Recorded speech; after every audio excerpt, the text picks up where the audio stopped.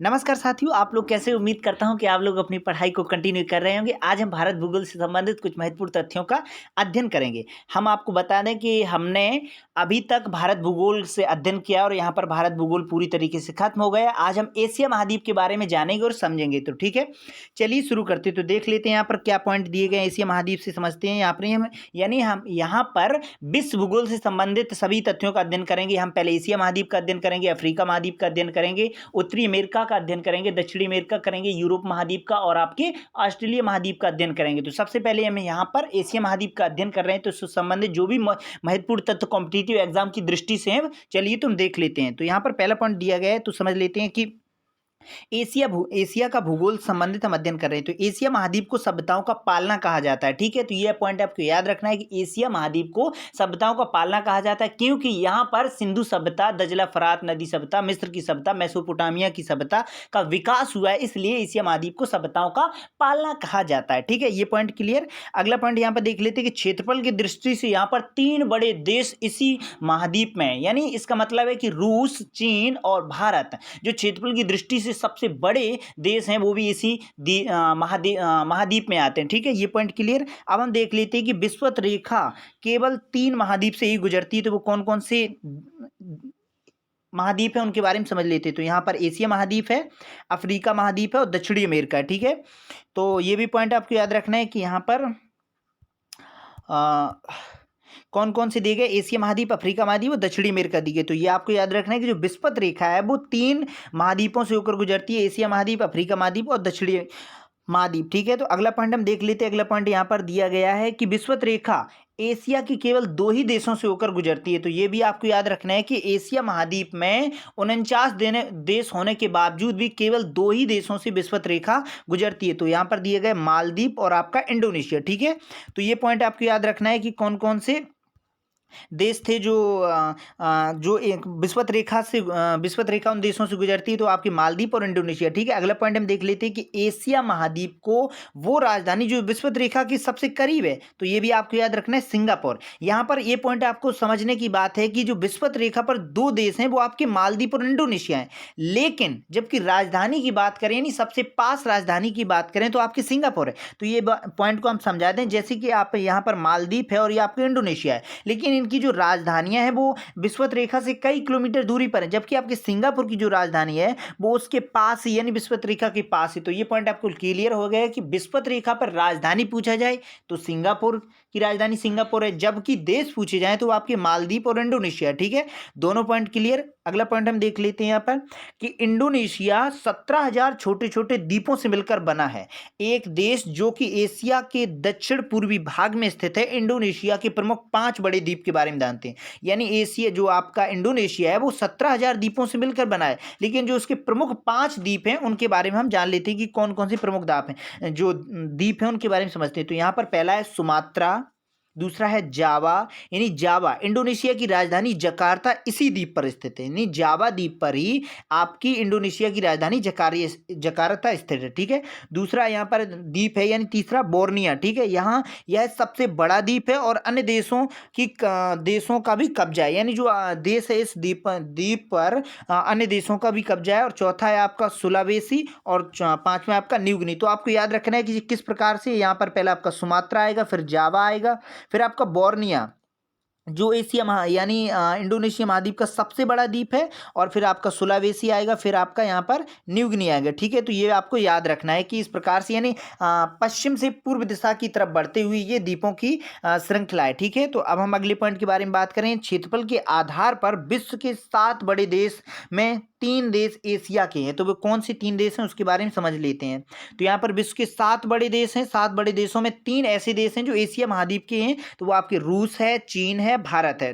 ठीक है, तो ये आपको, जैसे कि आपका ये रूस रहा, आपका यहीं से नीचे चीन है और फिर उसके नीचे ही आपका भारत है। ठीक है, तो ये दोनों पॉइंट क्लियर। हम बात कर रहे हैं एशिया महाद्वीप की, तो एशिया महाद्वीप में 3 देशों की बारे में बात कर रहे हैं जो क्षेत्रफल की दृष्टि से विश्व में जो 3 देश हैं क्षेत्रफल, वो आपके इसी महाद्वीप में पड़ते हैं। ठीक है, अगला पॉइंट देखते हैं कि आबादी के अनुसार दुनिया के 4 सबसे बड़े देशों में 3 एशिया के ही हैं। ठीक है, तो ये भी आपको याद देखना है कि क्षेत्रफल की दृष्टि से 7 देशों में तीन ऐसे देश हैं जो आपके एशिया महाद्वीप के, और जबकि दुनिया के 4 बड़े देश जहां जनसंख्या निवास करती है उनमें भी 3 ऐसे देश जो आपके एशिया महाद्वीप के अंतर्गत आते हैं। तो वो कौन कौन से हैं? तो वो आपके चीन है, भारत है, इंडोनेशिया। यानी सबसे ज़्यादा चीन में जनसंख्या है, फिर आप एशिया महाद्वीप में, और फिर इसके बाद भारत में है, फिर आपके बाद इंडोनेशिया में। ठीक है, तो दुनिया का सबसे ज़्यादा मुसलमान की बात करें तो वो आपके इंडोनेशिया में, लेकिन भविष्य में यदि ये संख्या ऐसी बढ़ती रही भारत में, एक दिन भारत ही मुसलमानों में सबसे ज़्यादा आगे हो जाएगा। ठीक है, ये पॉइंट क्लियर।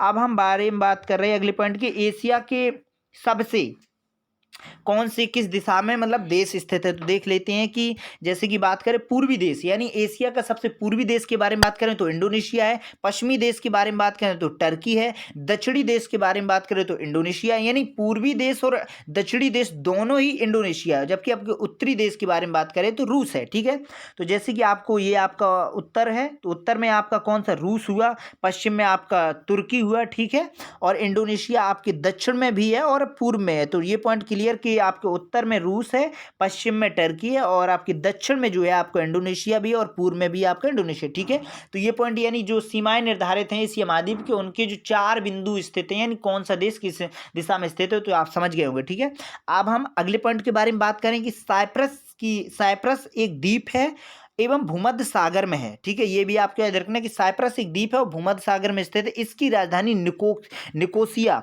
एशिया की सबसे पश्चिमी राजधानी है। तो ये भी आपको याद रखना है कि एशिया का सबसे पश्चिमी देश टर्की है, लेकिन अगर राजधानी की बात करें तो वो आपकी साइप्रस की राजधानी कौन सी? निकोसिया है। तो दोनों पॉइंट आपको कंफ्यूजन से क्लियर हो जाना चाहिए कि पश्चिमी देश की बात करें एशिया महाद्वीप की तो तुर्की है, लेकिन उसकी अगर राजधानी की बात करें कि एशिया की सबसे पश्चिमी राजधानी कौन सी है, तो वो आपकी निकोसिया, यानी किसकी राजधानी? साइप्रस की राजधानी। जिस प्रकार से सिंगापुर विषुवत रेखा के पास सबसे राजधानी पास है, जबकि मालदीव इंडोनेशिया होने के बावजूद भी उनकी राजधानी पास में नहीं। तो दोनों पॉइंट आपको क्लियर हो गए होंगे। ठीक है, अगले पॉइंट के बारे में बात करें, एशिया के सबसे अधिक देशों सीमा बनाने वाले देश, यानी एशिया के ऐसे 2 देश हैं जो अधिक सबसे ज़्यादा देशों के साथ सीमा बनाते हैं। तो देख लेते हैं यहाँ पर रूस जो है आपके वो 14 देशों के साथ सीमा बनाता है, और जो चीन भी है वो भी आपके 14 देशों से ही सीमा बनाता है। ठीक है, तो दोनों पॉइंट आपको याद रखना है कि जो रूस और आपकी चाइना है दोनों ही 14 देशों से सीमा बनाते हैं जो आपके एशिया महाद्वीप के अंतर्गत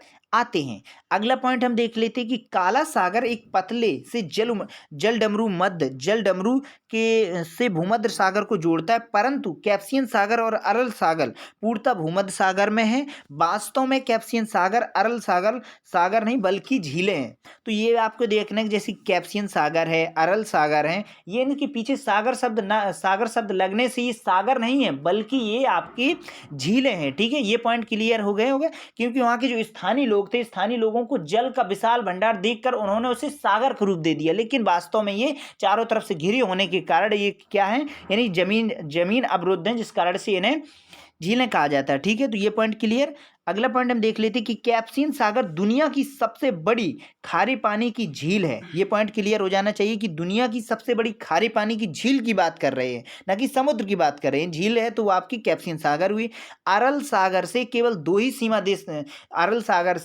2 ही देश सीमा बनाते हैं। तो वो कौन कौन से? उत्तर में आपकी बात करें तो कजाकिस्तान, और दक्षिण में बात करें तो उज्बेकिस्तान। ठीक है, जैसे कि आपका अरल सागर ही है तो आपके उत्तर में जो आपका कजाकिस्तान है, जो आपके आपका लैंडलॉर्ड कंट्री है। ठीक है, और आपका यानी आपका ऐसा देश है जो किसी भी तरह के समुद्र से सीमा नहीं बनाता है, उसे हम यानी स्थलीय देश कहते हैं। ठीक है, और आपके दक्षिण में आपके उज्बेकिस्तान है। ठीक है, तो दोनों पॉइंट क्लियर।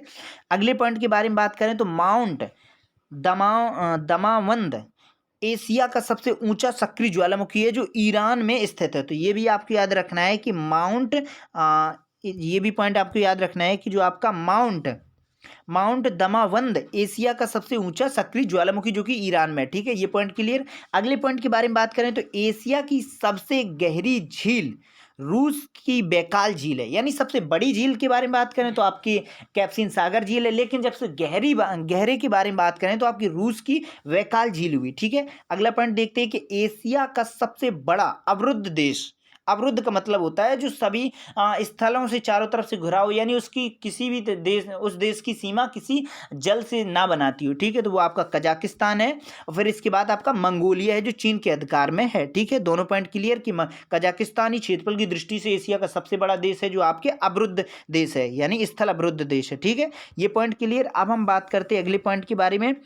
मंगोलिया देश रूस एवं चीन के मध्य स्थित है। तो ये भी आपको याद रखना है कि जो आपका आपके जैसे कि आपका ये रूस है और रूस से ही नीचे आपका मंगोलिया, फिर आपका यहाँ पे चाइना है, ठीक है। तो ये आपको पॉइंट क्लियर है, यानी दोनों देशों के बीच में जो देश है वो आपका कौन सा, मंगोलिया हो, ठीक है।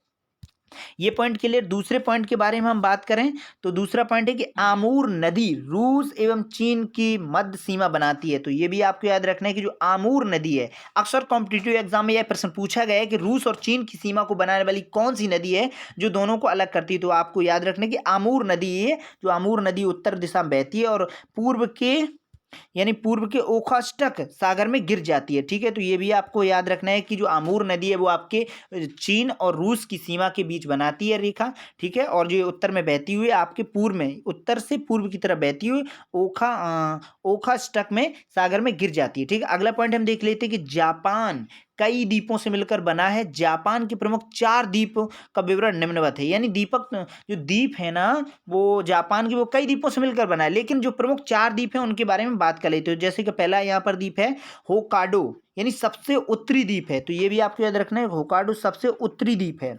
दूसरा है होन्शु, जापान का सबसे बड़ा द्वीप है। तो होन्शु जो द्वीप है वो आपका जापान का सबसे बड़ा द्वीप है। और तीसरा पॉइंट है सीकोकू, सीकोकू जो हिरोशिमा यहीं पर स्थित है, यानी हिरोशिमा नागा और साकी पर जो अमेरिका ने परमाणु बम 1900 जो आपके 45 में गिराए थे ना, तो वो आपके जैसे सोकू भी, ये पूछा जाता है अक्सर प्रश्न की हिरोशिमा किस द्वीप पर स्थित है, तो आपको याद रखना है सीकोकू द्वीप पर स्थित है हिरोशिमा, ठीक है। और आपके क्यूसी द्वीप पर नागासाकी यहीं पर है, ठीक है। तो याद रखना है कि सीकोकू द्वीप पर हिरोशिमा स्थित है और क्यूसू द्वीप पर आपका नागासाकी स्थित है, ठीक है। ये पॉइंट क्लियर, क्योंकि जापान के प्रमुख 4 द्वीप थे, ठीक है। अगले पॉइंट के बारे में हम बात करें तो अगला पॉइंट यहाँ पर दिया गया है, अगला पॉइंट दिया गया कि चीन के पूर्व में पीला सागर एवं दक्षिण में चीन सागर, ये दोनों ही सागर प्रशांत महासागर सागर के ही भाग हैं। यानी आपकी हम बात करें जैसे कि आपका ये चीन है, ठीक है, चीन के पूर्व में आपका पीला सागर है, जबकि आपके दक्षिण में आपका चीन सागर, और ये दोनों जो भाग हैं वो आपके प्रशांत महासागर का ही भाग है, ठीक है। ये पॉइंट के लिए दूसरा पॉइंट है कि पीला सागर में ही फिलीपींस द्वीप स्थित है, यानी जो पीला सागर है यहाँ पर चीन के पूर्व में, तो यहाँ पर फिलीपींस द्वीप समूह स्थित है जिसकी राजधानी मनीला है, और मनीला में ही आपका अंतर्राष्ट्रीय चावल अनुसंधान है, ठीक है। ये पॉइंट क्लियर। दूसरा पॉइंट है फिलीपींस, यहीं पे इसी पॉइंट में दिए गए फिलीपींस भी कई द्वीपों से मिलकर बना है। इनके जो प्रमुख द्वीप हैं वो 3 प्रमुख द्वीप देख लेते हैं, यानी जो फिलीपींस के जो तीन द्वीप है, प्रमुख 3 है, वो इस प्रकार से कौन कौन से हैं, लुजोन यानी मनीला की जो राजधानी वो इसी पर है, ठीक है। मनीला जो राजधानी है वो इसी पर स्थित है, किस द्वीप पर, लुजोन पे, ठीक है। दूसरा पॉइंट है कि आपके मिंडाओ, ठीक है, मिंडानाओ ये भी यहाँ द्वीप है, और समर, ठीक है। ये 3 द्वीप हैं जो आपके फिलीपींस के प्रमुख द्वीप हैं, ठीक है। अगला पॉइंट हम देख लेते हैं यहाँ पर, अगला पॉइंट दिया गया है कि फिलीपींस के पूर्व में कैरोलाइन द्वीप है, और इसी द्वीप में प्रशांत महासागर की सबसे गहरी गर्त मैरियाना गर्त है। तो ये पॉइंट आपको याद रखना है कि दुनिया की सबसे गहरी गर्त पूछी जाए तो आपके वो फिलीपींस के पूर्व में, यानी आपका ये फिलीपींस हुआ, तो इसके जो पूर्व में आपके कैरोलाइन द्वीप है, और यहीं किसी के पास में प्रशांत महासागर में सबसे गहरी गर्त है मैरियाना गर्त, ठीक है। तो आपको कमेंट बॉक्स में बताना है कि इसकी कितनी गहराई है, ठीक है। अगला पॉइंट हम देख लेते हैं कि लाल सागर एवं भूमध्य सागर है, बीच में मिस्र देश, यानी लाल सागर और भूमध्य सागर के बीच में यदि कोई देश है तो वो आपका मिस्र देश है, ठीक है। सुएज नहर लाल सागर एवं भूमध्य सागर के बीच में मिस्र देश ही है।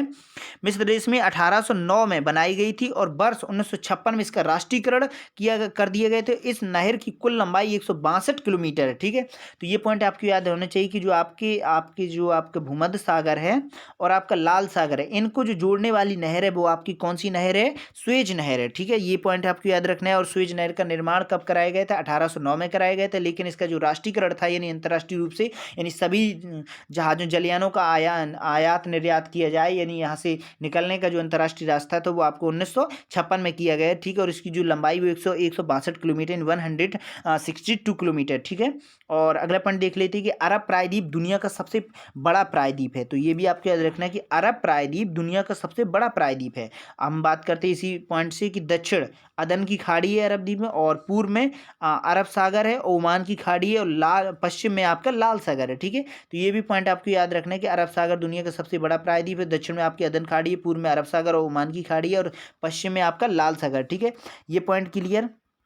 अगले पॉइंट के बारे में हम बात करें तो अगला पॉइंट है कि अरब प्रायद्वीप की सबसे बड़ा देश जो आपका है वो अरब के बारे में बात करें, यानी एशिया महाद्वीप के अंतर्गत अरब देश जो आते हैं, अरब कंट्रीज हैं, तो उनके बारे में बात करें तो अरब प्रायद्वीप का सबसे बड़ा देश तो आपका सऊदी अरब है, ठीक है। तो ये पॉइंट है आपके याद रखने के। और सबसे धनी देश की बात करें तो अरब प्रायद्वीप यूएई है, ठीक है। तो ये भी आपको याद रखना है, ठीक है। अगला पॉइंट के बारे में हम बात करें, अगले पॉइंट के बारे में बात करें तो रूस का पूर्वी हिस्सा जो उंगली के आकार में नीचे की तरफ लटका है, वास्तव में यह एक प्रायद्वीप है, और इसका जो कम चातका प्रायद्वीप के नाम से भी जाना जाता है। तो जो रूस का पूर्वी हिस्सा है वो उंगली की तरफ नीचे लटका हुआ है, और उस वास्तव में एक प्रायद्वीप है, और इसका जो नाम है वो आपकी कमचातका प्रायद्वीप से नाम से जाना जाता है, ठीक। ये पॉइंट क्लियर। कमचातका जो प्रायद्वीप से छोटे छोटे द्वीपों की श्रृंखला दक्षिण में जापान तक निकली हुई है, यानी जो द्वीप है वो छोटे छोटे श्रृंखला द्वीपों से मिलकर बना है, जो जापान तक फैली हुई हैं, और जिसे कुरिल द्वीप समूह भी कहते हैं, और कुरिल द्वीप समूह रूस के कब्जे में है। तो ये भी आपको याद रखना है। अगला पॉइंट के बारे में हम बात करें तो अगला पॉइंट यहाँ पर देख लेते हैं। अगला पॉइंट है कि कुरिल द्वीप समूह एवं रूस मुख्य भूमि के मध्य सागर में ओकोस्टक सागर कहते हैं, यानी कुरिल द्वीप समूह और रूस के जो मध्य सागर स्थित है उसे हम क्या सागर, कौन सा नाम देते हैं, ओकोस्टक सागर कहते हैं, ठीक है। अगला पॉइंट के बारे में हम बात कर लें तो यहाँ पर दिया गया है कि एशिया का सबसे छोटा देश मालदीव है, और अनातोलिया का पठार तुर्की में स्थित है। ये भी आपको याद रखना है कि कई बार कॉम्पिटिटिव एग्जाम में पूछा गया है कि अनातोलिया का पठार किस देश में स्थित है, तो इसका जो राइट आंसर होगा वो आपका तुर्की में स्थित है, ठीक है। अगला पॉइंट देखते हैं कि अगला पॉइंट है यहाँ पर कि ईरान का पठार 2 पर्वतों से घिरा है, और एलबुर्ज पर्वत एवं जाग्रोस पर्वत हैं, ठीक है। जो आपका ईरान का पठार है वो 2 पर्वतों से मिलकर घिरा है, आपका एलबुर्ज पर्वत एवं जाग्रोस पर्वत, ठीक है। अगला पॉइंट हम देख लेते हैं यहाँ पर कि पामीर का पठार, पामीर की गांठ भी कहा जाता है, यानी पामीर को पठार के पामीर की गांठ भी कहा जाता है। ये मुख्य रूप से तजाकिस्तान में है। यहाँ 4 पर्वत श्रृंखलाएं, यानी दुनिया की सबसे इसे छत भी कहा जाता है, यानी दुनिया की सबसे ऊंची छत किसे कहा जाता है, पामीर पठार को कहते हैं। उसकी जो 4 प्रमुख श्रृंखला निकली हैं उसके बारे में हम जान लेते हैं। यहाँ पर दिए गए हिंदुकुश पाकिस्तान की तरफ है, काराकोरम पर्वत लद्दाख की तरफ है, और आपकी कुन लुन पर्वत जो है आपकी तिब्बत की तरफ है, और आपकी तियन शान चाइना की तरफ है। तो ये ठीक है, ये भी आपको याद रखना है। हिंदुकुश पाकिस्तान की तरफ, काराकोरम लद्दाख की तरफ, कुन लुन आपकी पर्वत जो है वो आपकी तिब्बत की तरफ, और तियन शान जो आपकी चाइना की तरफ, ठीक है। तो जो आपके तजाकिस्तान में स्थित है। अब हम तिब्बत पठार के तिब्बत पठार के बारे में जान लेते हैं। हिमालय के उत्तर में 2 पर्वतों से घिरा है, यानी तिब्बत पठार हिमालय के उत्तर में 2 पर्वतों से घिरा है। कौन कौन से, हिमालय से और आपके कुन लुन पर्वत, यानी दुनिया का सबसे ऊंचा एवं विशाल पठार है। तो ये भी आपको याद रखना है। और अगला पॉइंट है और अंतिम पॉइंट है जो आपका पॉइंट है कि यूनान का पठार का चाइना में स्थित, यूनान का पठार का चाइना में स्थित है। तो ये भी आपको याद रखना है। तो ये कुछ एशिया महाद्वीप से महत्वपूर्ण प्रश्न थे जो आपने हमारे साथ अध्ययन किए। तो फिर मिलते हैं अगली वीडियो में, तब तक के लिए नमस्कार।